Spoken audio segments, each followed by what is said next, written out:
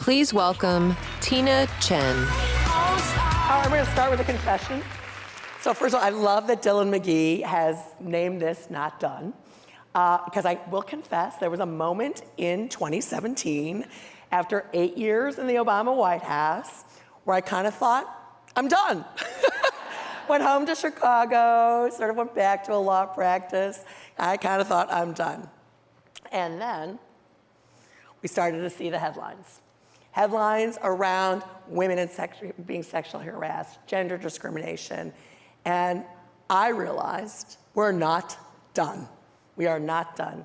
When these things continue to happen in big companies, in industries across America, when it takes brave survivors coming forward to call men out, when we have, as just happened this week, a respected African-American woman journalist like Gayle King threatened with personal violence for doing her job and asking hard questions that give voices to survivors, even in uncomfortable situations, we are not done.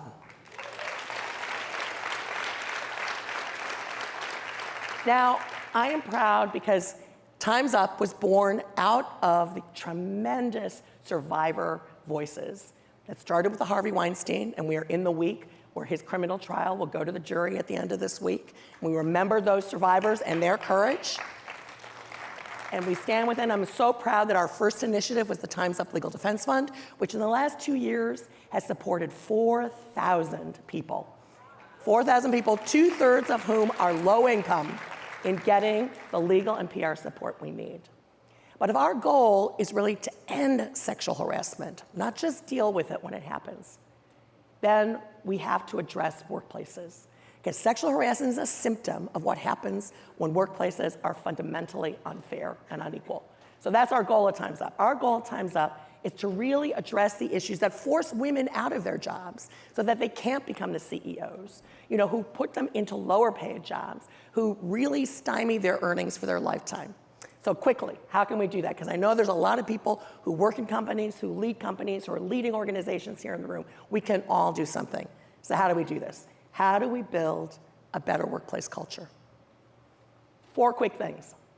Number 1, workplace culture needs to be a corporate governance imperative, not just something that CEOs adopt as diversity initiatives, which lots of folks have been doing, but the entirety of your workplace culture needs to be a corporate governance imperative. It is as important to the success of your company as the latest technology or your latest R&D.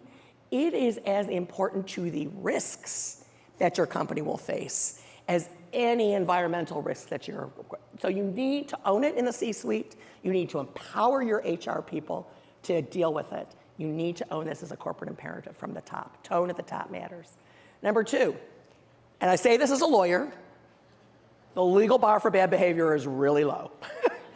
Example, if you are alleged to be committing sexual harassment, under current federal law, the winning defense is, oh, I don't just harass women, I harass everybody.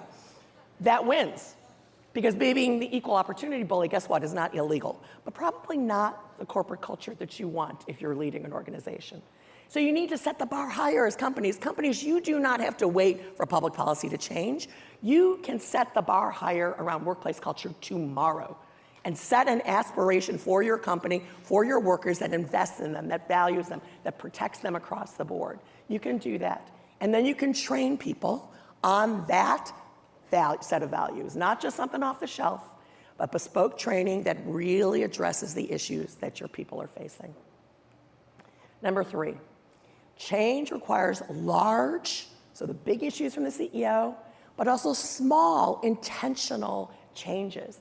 We need to deal not just with the extreme cases of people who are actually committing sexual assaults in our workplaces, but we need to deal with the day-to-day microaggressions that women and people of color and LGBTQ and disabled workers face every day. The things like I used to get, which was like, oh, we didn't know you spoke English so well.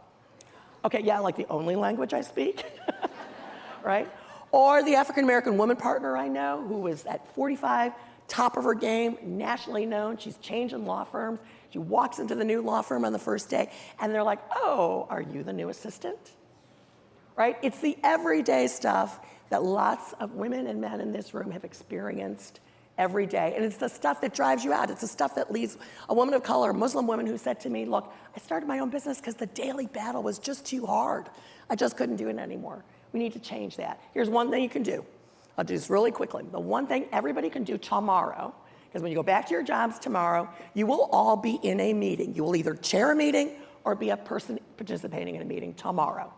And you can watch for that thing that happens in meetings. When a woman says something, or a young person says something, or a person of color says something in the meeting, and the conversation moves on until a white man says the same thing 10 minutes later, and oh, great idea. You can call that out. You can be the chair that stops and says, oh, no, I want to go back to what Tina said because she just said it. And if you're a colleague sitting in the room, you can do the same thing. Small changes change culture as well as big changes, and we all can do that. We all can do that. And it also means you got to keep after it, because you can't forget about these things. Because if you don't pay attention all the time, then we slip back to our old habits, right? And we need this to be front and center every single day. Finally, I call it building boundless workplaces for everyone, right? That's our goal. And this requires looking holistically at everything. It's not just diversity in one silo and hiring in another silo and anti-sexual harassment in another silo and pay and promotion in another silo. All of these things, the structural barriers Kathy just talked about around paid leave for workers, these are the structural barriers that keep people from succeeding at work. And we need to address all of them if we really want to have diverse workplaces. If you as companies want to actually have the best talent in a 3% unemployment market, this is what you need to do. You've got a millennial workforce and a millennial buying public that pays attention to the values that you represent, and you can't represent those values. You can't have like a great glitzy PR campaign, right? Unless you are living the values with your workers, with your employees. And that's what we're doing at Time's Up. Our goal is no small issue. It is not just to build boundless workplace. It is to fundamentally change how we think about work in this country. We are in this moment. We are in a unique historical moment where we can do this. There can be the way work was before Time's Up and the way work is organized from now on forward in a way that values everyone, in a way that builds workplaces where every person, women, men, transgender, regardless of your gender identity, LGBTQ, people of color, disabled workers, everyone has a workplace that is safe, that is dignified, and where everyone can reach their full potential. So we are not done, but time is up. So join us. Thank you.